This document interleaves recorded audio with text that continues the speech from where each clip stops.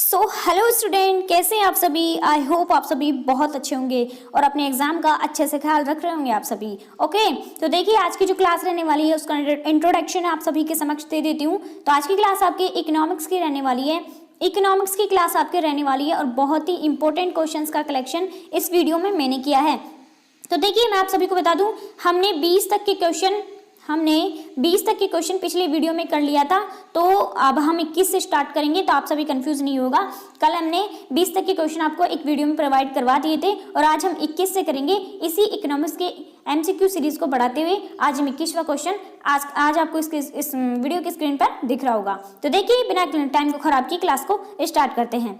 आज का हमारा 21वां क्वेश्चन देखिए, शुद्ध निर्यात है मध्यवर्ती वस्तुओं से संबंधित निर्यात और आयात का अंतर, निर्यात और आयात का जोड़, निर्यात और आयात का गुणनफल। तो इसका राइट आंसर होगा ऑप्शन नंबर बी। निर्यात और आयात का अंतर क्या होता है, आपके शुद्ध निर्यात होता है। ओके, चलिए नेक्स्ट क्वेश्चन कराने से पहले आप सभी से एक बहुत ही हम्बल रिक्वेस्ट है कि आप सभी वीडियो को एंड तक वॉच कीजिएगा, क्योंकि अगर आप वीडियो को एंड तक नहीं देखेंगे तो आपको वीडियो को पूरा बेनिफिट नहीं मिल पाएगा और पूरा बेनिफिट ना मिले तो ऐसी चीज को देखना ही बेकार होता है। ओके, तो आप सभी से एक रिक्वेस्ट है कि आप वीडियो को एंड तक वॉच कीजिएगा और वीडियो को लाइक शेयर चलो छोड़ो ये सब तो आप कर ही देंगे, ये मुझे पूरा विश्वास है।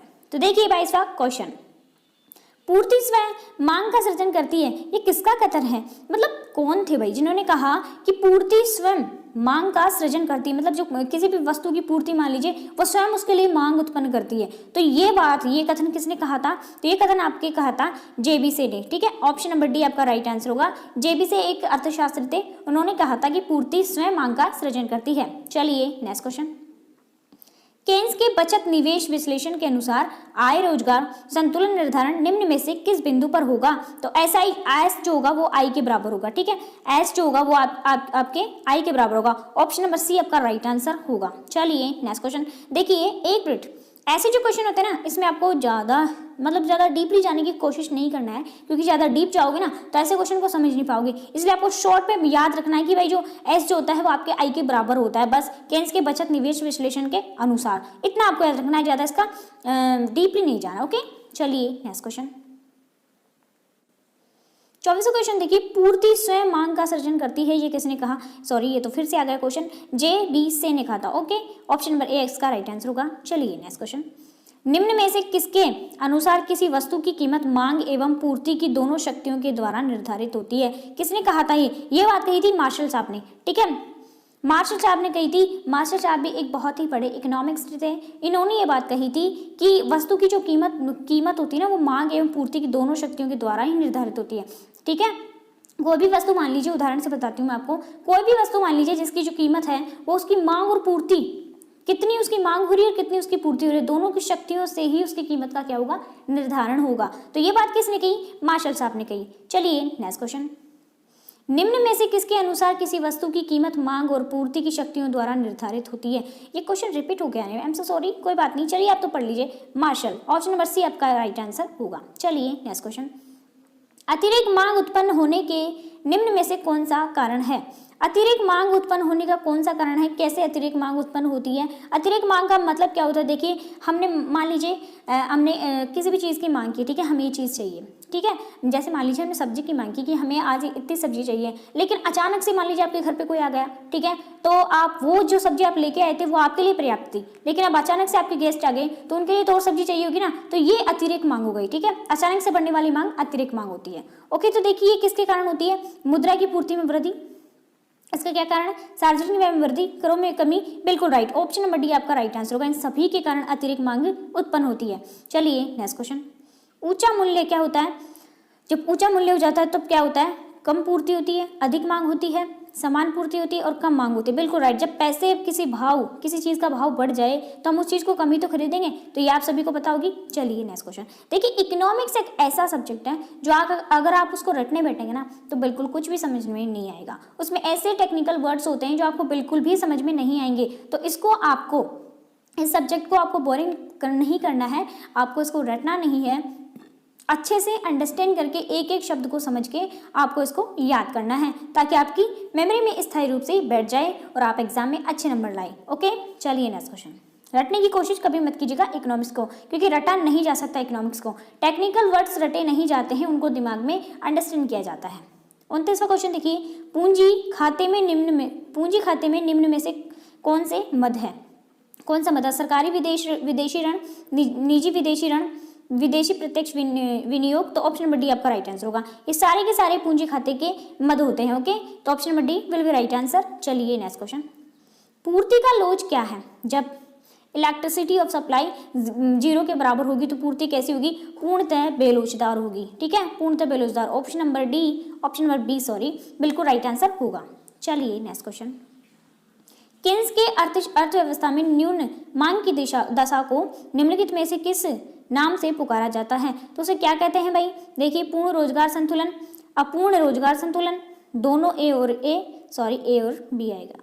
ठीक है, ए और बी आएगा यहाँ पे ना, ए और बी, इनमें से कोई नहीं। तो इसका जो राइट आंसर होगा वो होगा आपके अपूर्ण रोजगार सिद्धांत। ठीक है, ऑप्शन नंबर बी आपका राइट आंसर होगा। ठीक है, इस क्वेश्चन में थोड़ा सा डाउट है, तो आप सभी, अगर आपको इसका राइट आंसर पता है तो आप सभी कमेंट बॉक्स में लिख के दीजिएगा, वरना कल तक या परसों तक मैं आपको इसका सही आंसर बता दूंगी। मेरे हिसाब से तो यहाँ पर आंसर यही होना चाहिए।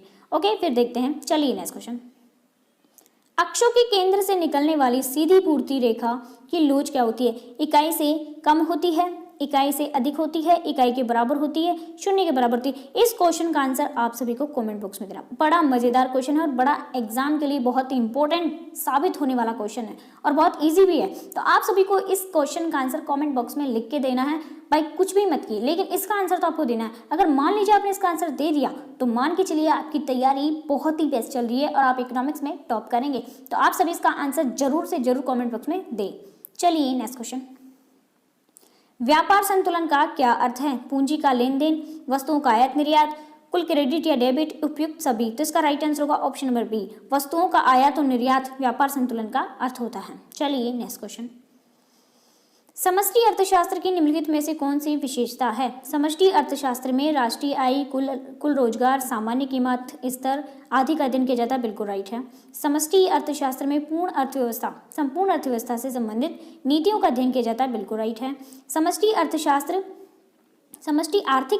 अर्थशास्त्र विषय के सामग्री के महत्वपूर्ण भाग होते हैं। बिल्कुल राइट। तो ऑप्शन नंबर डी आपका करेक्ट आंसर होगा इसमें। ठीक है, ऑप्शन नंबर डी, उपयुक्त सभी जो है इसमें राइट आंसर होगा। ऑप्शन नहीं छपा है तो मैं आप सभी को ऐसे ही बता देती हूँ। ठीक है, ऑप्शन नंबर डी आपका राइट आंसर होगा।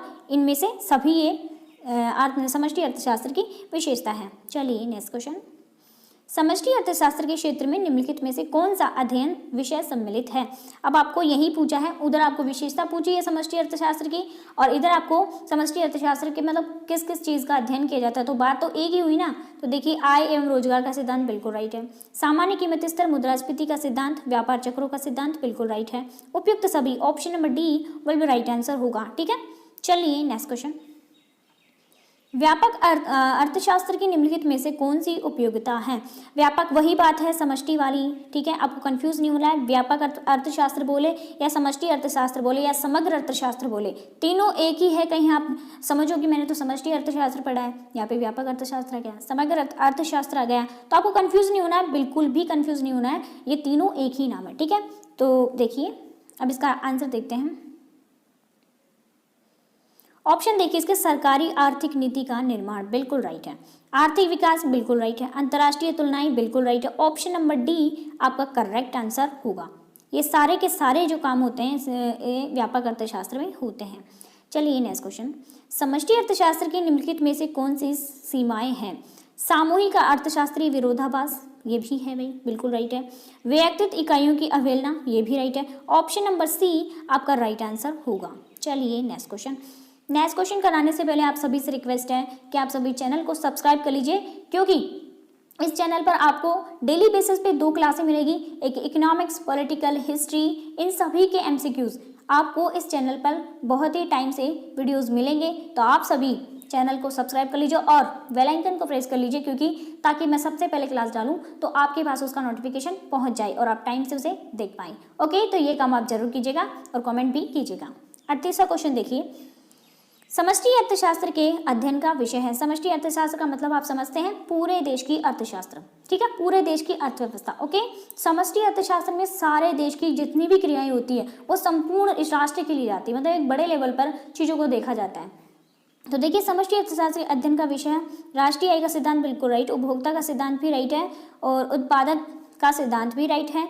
इनमें से कोई नहीं, ये गलत है भाई, ये गलत है सारे के सारे। सॉरी एक मिनट। देखिए, उपभोक्ता का जो सिद्धांत होता है वो व्यक्तिगत में होता है, ठीक है। इसमें आपका right answer option number A होगा, ठीक है। राष्ट्रीय आय का सिद्धांत आपके समष्टि अर्थशास्त्र का अध्ययन सामग्री है, लेकिन उपभोक्ता का सिद्धांत ये व्यष्टि अर्थशास्त्र है, ठीक है, व्यष्टि अर्थशास्त्र है ये। और उत्पादक का सिद्धांत ये भी व्यष्टि अर्थशास्त्र है, ठीक है। तो ऑप्शन नंबर ए आपका राइट आंसर होगा। चलिए नेक्स्ट क्वेश्चन। समष्टि अर्थशास्त्र का अध्ययन है अर्थव्यवस्था में रोजगार के अवसर का, वस्तुओं की पूर्ति का नियम, स्कूटर में मांग की लोच, बाजार में गेहूं की कीमत। इसका राइट आंसर होगा ऑप्शन नंबर ए।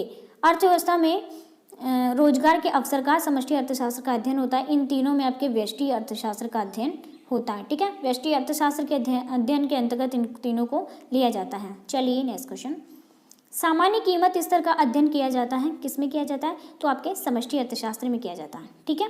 सामान्य कीमत स्तर पूरे देश में लागू होता है, तो ये आपके ऑप्शन नंबर बी करेक्ट होगा। चलिए नेक्स्ट क्वेश्चन।